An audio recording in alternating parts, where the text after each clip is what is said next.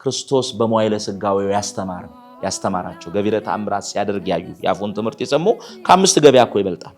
ነገር ግን በኋላ ጸንተው የቀሩለት ከዛ ሁሉ ህዝብ መካከል 120 ቤተሰቦች ናቸው። እነሱ ያው አይተዋል፣ ለምስክሮቹ ሆነዋል፣ ተመርጠዋል፣ ለክብር በቅተዋል። በዛ ዘመን ትምህርቱን በጆሮአቸው ሰምተው ተአምራቱን በአይናቸው አይተው ከዋለበት ውለው ካደረበት አድረው ያበረከተውን እንጀራ በልተው አይደል እንዴ 5000 ሰው በልተው አይደል እንዴ ከሴቶችና ከህፃናት ውጪ 5000 ሰው በልቶ 12 መሶብ እስኪተርፍ ድረስ የእጁን በረከት በልተው ያላመኑበት ብዙ ሰዎች አሉ። ስለዚህ በዛ ዘመን አይተው ካላመኑት ይልቅ ዛሬ ደግሞ የተሰበከውን የምስራቹን ቃል ወንጌልን ሰምተው ተምረው ጌታዬ ለኔ ሞቶልኛል፣ ስጋውን ለኔ ቆርሷል፣ ደሙን ለኔ አፍሷል፣ የቆረሰው ስጋ ያፈሰሰው ደም የተቀበለው መከራ ለኔ ነው ብለው አምነው የትንሣኤው ምስክሮች ሆነው ንስሐ ገብተው ስጋውን በልተው ደሙን ጠጥተው በሃይማኖት በምግባር ራሳቸውን አጽንተው የሚኖሩ ብፁዓን ናቸው።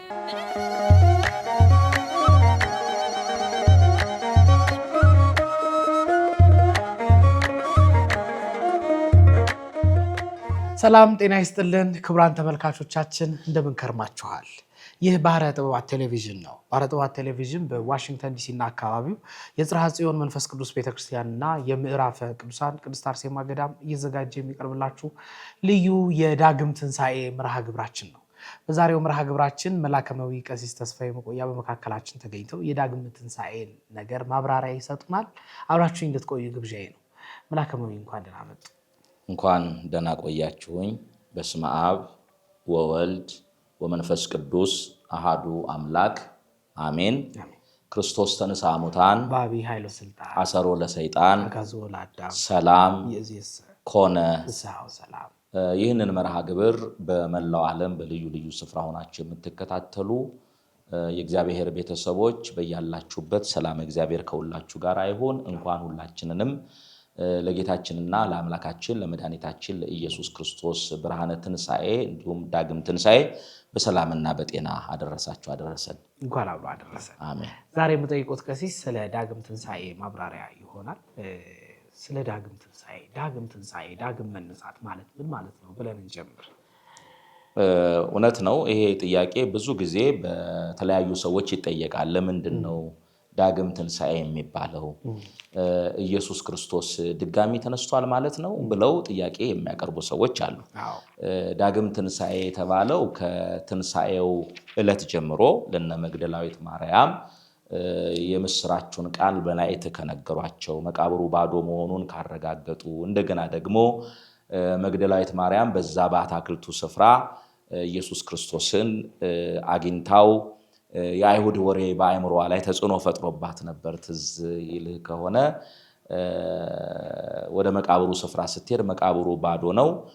ክርስቶስ ደግሞ በዛ በአትክልቱ መካከል ተገልጦ ታይቷታልና እባክህን መምህሩን ስጋውን ወስደህ ከሆነ ወዴት እንዳኖርከው አሳየን፣ ሽቶ ልቀባው ነው የሚል ጥያቄ ጠይቃለች። ይሄ በመግደላዊት ማርያም ላይ ተጽዕኖ የፈጠረባት ምንድነው? አይሁድ ደጋግሞ ያወሩት ወሬ አለ። አልተነሳም፣ እኛ ተኝተን ሳለ ደቀ መዛሙርቱ መጥተው ስጋውን ሰርቀው ወስደዋል እያሉ አይሁድ የሐሰት ወሬ አውርተዋል። እንደተነሳ ያውቃሉ። መነሳቱን ጠባቂዎቹ ጭፍሮቹ አረጋግጠዋል። ገዢውን እኛ እናሰምነዋለን፣ እናንተን ደግሞ ገንዘብ እንሰጣቸዋለን ብለው መጀመሪያ ለይሁዳ ከፍለው ነበረ። ገንዘብ ከፍለው ክርስቶስን ለመስቀል ሞት አሳልፈው የሰጡት። አሁን ደግሞ ትንሣኤውን በሐሰት ወሬና በገንዘብ ብዛት ለመቅበርና ለመሸፈን ወስደው ነበርና ገንዘብ ስለተከፈላቸው ጭፍሮቹ ምንድነው ያሉት? እኛ ተኝተን ሳለ ደቀ መዛሙርቱ መጥተው ስጋውን ሰርቀው ወስደዋል ብለው ተናግረዋል። ይሄ ወሬ እስካሁን ድረስ በአይሁድ ዘንድ አለ ይላል። ስለዚህ ዛሬም ሲነበብ ነገም አይሁድ ሲነሱ አልተነሳም እኮ እሱ ክብር ይግባውና አልተነሳም እኮ እሱ ስጋውን ወስደውታል እያሉ ሲያስወሩ ነው የኖሩት። ይሄ ወሬ ተደጋግሞ ስለተወራ በመግደላዊት ማርያም አእምሮ ላይም ተጽዕኖ ፈጥሯል። አሁን አንዳንድ ጊዜም ውሸት የሆኑ ነገሮች ተደጋግመው ሲወሩ ምን ይመስላሉ? እውነት ይመስላሉ። አሁን ስለ ቅዱሳን፣ ስለ ታቦት፣ ስለ ልዩ ልዩ መልካም ነገሮች የኢትዮጵያ ኦርቶዶክስ ተዋሕዶ ቤተክርስቲያን የምታስተምራቸውን አስተምሮች ሌሎች ደጋግመው ዋሽተው ለሌሎች ሲነግሯቸው ተደጋግመው የተነገራቸውን ውሸት እውነት አድርገው አምነው የሚቀበሉ ሰዎች አሉ። ስለዚህ በመግደላዊት ማርያም የክርስቶስ ትንሣኤ አመኔታ አላገኘም፣ ስጋውን አንተ ወስደኸው ከሆነ ሚለው ደቀ መዛሙርት ወስደዋል። እኛ ተኝተን ሳለ ደቀ መዛሙርት ወስደዋል ነው ያሉት። እውነተኛ ወንጀል መርማሪ ቢኖር እውነተኛ ጠያቂ ቢኖር እናንተ ከተኛችሁ ስጋውን ደቀ መዛሙርቱን መውሰዳቸውን በምን አወቃችሁ ብሎ የጠየቃቸው ዳኞቹም እነሱ ናቸው፣ ምስክሮቹም እነሱ ናቸው፣ ፈራጆቹም እነሱ ናቸው። ስለዚህ ይሄ ነገር በመግደላዊት ማርያም ብቻ አይምሮ አይደለም፣ በአንዳንድ ደቀ መዛሙርትም አይምሮ ላይ ተጽዕኖ ፈጥሮ ነበር። ለምሳሌ ከነሱ መካከል ቶማስ የክርስቶስን ትንሣኤ አምኖ መቀበል አልቻለም። እንደው ብታነብልኝ ደስ ይለኛል። በጣም ደስ ይለኛል። ቀሲስ የዮሐንስ ወንጌል ምዕራፍ 20 ቁጥር 24 ላይ ጌታችን ኢየሱስ በመጣ ጊዜ ዲዲሞስ የሚሉት ከ12ቱ ደቀ መዛሙርት አንዱ ቶማስ ከደቀ መዛሙርቱ ጋር አልነበረም። ሌሎች ደቀ መዛሙርትም ጌታችንን አየነው አሉት። እርሱም ግን የችንካሩን ምልክት በእጁ ካላየሁ ጣቴንም ወደ ተቸነከረበት ካልጨመርኩ እጄንም ወደ ጎኑ ካላስገባሁ አላምንም አላቸው። በጣም የሚገርም ነው። ሌሎች ደቀ መዛሙርት መጀመሪያ ትንሣኤውን ሰምተዋል ከሴቶቹ። ቀጥለው ደግሞ ወደ መቃብሩ ስፍራ ሄደው መቃብሩ ባዶ መሆኑን በመቃብሩ ውስጥ የሞት ዕቃ መግነዝ ብቻ መኖሩን አይተው አረጋግጠዋል። እንደገናም ደግሞ ያው ምስክር በሶስት ይጸናል። ሴቶቹ ነገሯቸው፣ እንደገና ደግሞ እነሱ ሄደው መቃብሩ ባዶ መሆኑን አዩ። አሁንም ፈርተው ነበር ይላል። ቁጥር 19 ጀምሮ ብታነባው እዚሁ ዮሐንስ ወንጌል ምዕራፍ 20 ቁጥር 19 ላይ እንዲህ ይለናል። ከሳምንቱ የመጀመሪያ ቀን በመሸም ጊዜ ደቀ መዛሙርቱ አይሁድን ስለፈሩ ተሰብስበው የነበሩበት ቤት ደጁ ተቆልፎ ሳለ ጌታችን ኢየሱስም መጥቶ በመካከላቸው ቆመና ሰላም ለእናንተ ይሁን አላቸው። ይህንንም ብሎ እጆቹንና ጎኑን አሳያቸው። ደቀ መዛሙርቱም ጌታችንን ባዩት ጊዜ ደስ አላቸው። ጌታችን ኢየሱስም ዳግመኛ እንዲህ አላቸው፣ ሰላም ለእናንተ ይሁን። አብ እኔን እንደላከኝ እንዲሁ እኔ እናንተን እልካችኋለሁ። ይህንንም ብሎ እፍ አለባቸው፣ እንዲህም አላቸው፣ መንፈስ ቅዱስን ተቀበሉ። ይበቃል። ስለ ቃሉ እግዚአብሔር የተመሰገነ ይሁን። አሁን እዚህ ላይ እንግዲህ ወንጌላዊው ቅዱስ ዮሐንስ እንደጻፈልን ደቀ መዛሙርቱ የትንሣኤውን የምስራች ከሰሙ በኋላ መቃብሩንም ሄደው ካዩ በኋላ አሁንም ነፃነት አልተሰማቸው። ለምንድነው? አይሁድ ተመልሰው መጥተው እኛንም ይገድሉናል፣ እኛንም ይቀብሩናል የሚል ፍራቻ ስለነበራቸው በር ዘግተው በፍርሃት ሆነው እየጸለዩ ቤት ውስጥ ተቀምጠው ነበር፣ በራቸውን ዘግተው።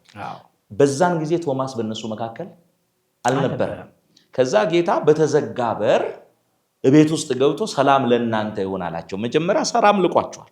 ዓርብ በደረሰበት መከራ፣ ቅዳሜ በነበረው ዝምታ፣ እሑድ ላይ በነበረው ሁለት አይነት ወሬ ተነስቷል የሚለው እነዛ ጭፍሮች የሚያስወሩት የሐሰት ወሬ፣ በዚህ ተጨንቀው በራቸውን ዘግተው በፍርሃት ሆነው ሰላም አጥተው ነበር። ስለዚህ መጀመሪያ በተዘጋ በር ገባ ይላል። በሩን ክፈቱልኝ አላለም። ለምን? በቱም ድንግልና ነው የተወለደው። የእመቤታችንን ድንግልናዋን ሳይለውጥ በድንግልና ጸንሳ በድንግልና ነው የወለደችው። በቱም ድንግልና የተወለደ የተዘጋውን መቃብር ሳይከፈት የተነሳ ትንሣኤውን ሲያደርግ መቃብሩ አልተከፈተም። ያን ያደረገበት ምክንያት አለው። ተፈንቅሎ ቢሆን ኖሮ ቅድም እንደተባለው ደቀ መዛሙርቱ ፈንቅለውታል ይባል ነበር። ነገር ግን እሱ ከተነሳ በኋላ ነው የጌታ መልአክ ድንጋዩን ምን ያደረገው? ያንከባለለው። ስለዚህ በቱም ድንግልና ነው የተወለደው። በተዘጋ መቃብር ነው ሞትን ድል አድርጎ የተነሳው። አሁንም በተዘጋ በር ክፈቱልኝ ሳይል ሰላም ለእናንተ ይሁን ብሏል። ዛሬም በእኛ ህይወት የተዘጉ በጣም ብዙ ነገሮች ይኖራሉ። ለምሳሌ በኢትዮጵያ ውስጥ የሰላም በር ተዘግቶ በጦርነት፣ በመከራ፣ በችግር፣ በድህነት ብዙ የተዘጉ ነገሮች አሉ። በትዳራችን ምክንያት፣ በጤናችን ምክንያት፣ በልጆቻችን ምክንያት የተዘጉብን ብዙ ነገሮች አሉ። እነዛን የተዘጉ ነገሮች ደግሞ መክፈት ማስወገድ የሚችለው ማን ነው? ጌታችን ነው። ስለዚህ የተዘጋብንን ነገር ተዘግቶብን ተቀምጠናል፣ የሚከፍትልን የለም፣ የሚጎበኘን የለም ብለን የምንጨነቅ ካለ እሱ በዝግ በርም ገብቶ ሰላምን የሚሰጥ አምላክ መሆኑን አሳይቷልና ሰላም ለእናንተ ይሁን ብሎ የመጀመሪያው አዋጅ አወጀው ሰላም ነው። ሲጀመር ለ5500 ዘመን የሰው ልጅ ሰላም አጥቶ ነበር። ቢኖርም ጊዜያዊ ሰላም ነው፣ ዘላለማዊ ሰላም ከሱ ርቋል። አሁን ግን እሱ የሰላም አምላክ ነው። እኔ ሰላሜን ልሰጣችሁ መጥቻለሁ ነው ያለው አይደለም? እኔ የምሰጣችሁ ሰላም ደግሞ ዓለም እንደሚሰጣችሁ ሰላም አይደለም ብሎ የተናገረ አምላክ ከነሱ የነበረውን ፍርሃት ከነሱ የነበረውን ድንጋጤ ከነሱ የነበረውን ጭንቀት ሊያስወግድ በመካከላቸው ተገኝቶ ሰላም ለእናንተ ይሁን አላቸው። ደነገጡ፣ ፈሩ። አትፍሩ አለና ፍርሃትን አራቀላቸው። ከዛ በኋላ ወደ ዓለም እልካቸዋለሁ አለ። ወደ ዓለም እልካቸዋለሁ ያለው ሳምንት እንደተነጋገርነው የክርስቶስ ትንሣኤ የክርስትና መሰረት ነው፣ ሞቱና ትንሣኤው። ስለዚህ እናንተ በዓለም ሁሉ የትንሣኤ ምስክሮች ትሆናላችሁ ማለት ነው። ከዛ እፍ አለባቸው፣ መንፈስ ቅዱስን ተቀበሉ ይላል። እፍ ሲልባቸው የመንፈስ ቅዱስን ጸጋ ሲያገኙ ፍርሃት ከነሱ ተወግዷል። እና በዚህ ጊዜ ቶማስ በመካከላቸው አልነበረም። አሁን በመካከላቸው ሲመጣ ጌታ እኮ መጣ፣ በመካከላችን ተገለጠ ብለው አየነው ብለው ያደረገላቸውን የነገራቸውን ነገር ሁሉ ተረኩለት። ሲነግሩት አላመነም። በኋላም እኮ ተወቅሷል። አንተ ስላየህ አምናል ነው ያለው። ሳያዩ የሚያምኑ ብፁዓን ናቸው። ስለዚህ እስከ ዓለም ፍጻሜ ድረስ የሚነሱ በስሙ የሚያምኑ ሳያዩ ትንሣኤውን ሳያዩ አምነው የተቀበሉ ብፁዓን ናቸው ማለቱ ነው።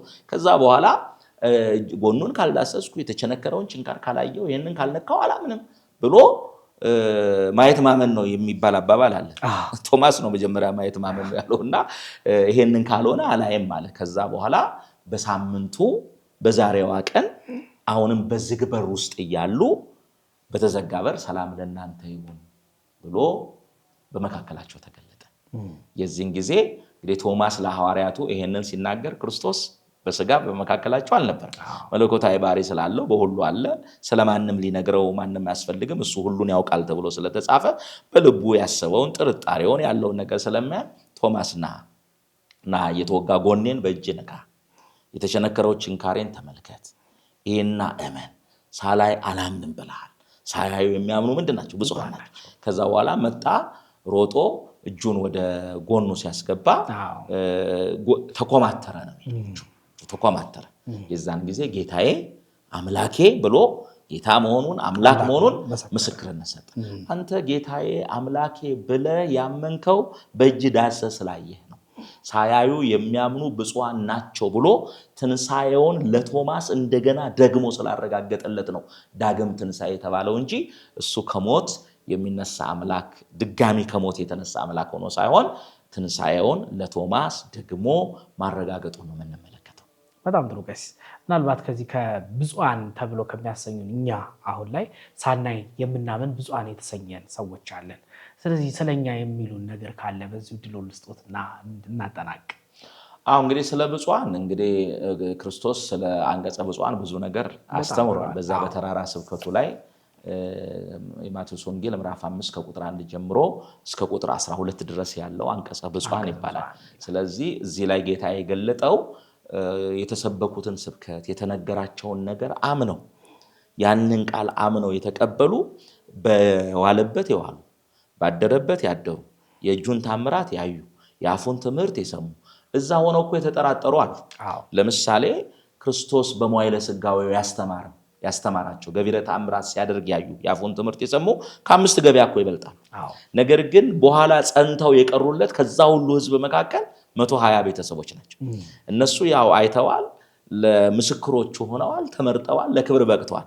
በዛ ዘመን ትምህርቱን በጆሮአቸው ሰምተው ተአምራቱን በዓይናቸው አይተው ከዋለበት ውለው ካደረበት አድረው ያበረከተውን እንጀራ በልተው አይደል እንዴ 5000 ሰው በልተው አይደል እንዴ ከሴቶችና ከህፃናት ውጪ 5000 ሰው በልቶ 12 መሶብ እስኪተርፍ ድረስ የእጁን በረከት በልተው ያላመኑበት ብዙ ሰዎች አሉ። ስለዚህ በዛ ዘመን አይተው ካላመኑት ይልቅ ዛሬ ደግሞ የተሰበከውን የምስራቹን ቃል ወንጌልን ሰምተው ተምረው ጌታዬ ለኔ ሞቶልኛል፣ ስጋውን ለኔ ቆርሷል፣ ደሙን ለኔ አፍሷል፣ የቆረሰው ስጋ ያፈሰሰው ደም የተቀበለው መከራ ለኔ ነው ብለው አምነው የትንሣኤው ምስክሮች ሆነው ንስሐ ገብተው ስጋውን በልተው ደሙን ጠጥተው በሃይማኖት በምግባር ራሳቸውን አጽንተው የሚኖሩ ብፁዓን ናቸው። ለምን?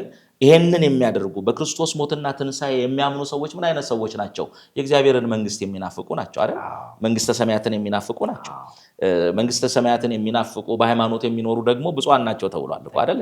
ስለዚህ ሳናይ የተነገረንን አምነን ዛሬ ባደረገልን ገቢረ ተአምራት በተመሰከረልን የወንጌል ቃል አምነን በሃይማኖት እስከ መጨረሻው ከጸናን ኑ እናንተ የአባቴ ብሩካን፣ ኑ እናንተ ብፁዓን ወደኔ ዓለም ከመፈጠሩ ጀምሮ የተዘጋጀላችሁን መንግስት ትወርሳላችሁ ብሎ የመንግስት ወራሾች የስሙ ቀዳሾች ነው የሚያደርገንና አምኖ ጸንቶ መኖር ተገቢ ነው። በድጋሚ እንኳን ለዳግም ትንሣኤ በዓል ሁላችሁንም በሰላም በጤና አደረሳችሁ። ልዩ ልዩ ሌላ መርሃ ግብር እንደሚኖራችሁ ተስፋ አደርጋለሁ። ከኔ ጋራ ይሄ ያለን የሚበቃን ይመስለኛል። ዳግም ደግሞ በሌላ መርሃ ግብር እንድንገናኝ እግዚአብሔር ሁላችንን ይርዳል። ቀሲስ በጣም አመሰግናለሁ። ክብር ይስጥልኝ። ክቡራን ተመልካቾቻችን እየተከታተላችሁት ያላችሁት የዳግም ትንሣኤ መርሃ ግብራቶቻችንን ነው። ከቀሪ መርሃ ግብራቶቻችን ጋር አብራችሁ ቆይታ እንድታደርጉ ግብዣዬ ነው። መርሃ ግብሩን በማዘጋጀትና በማቅረብ አብሬያችሁ ያለሁት እኔ መምህር ዶክተር ቴዎድሮስ ለገሰ ነኝ። አብራችሁ እንድትቆዩ ግብዣዬ ነው። አብረን እንቆይ።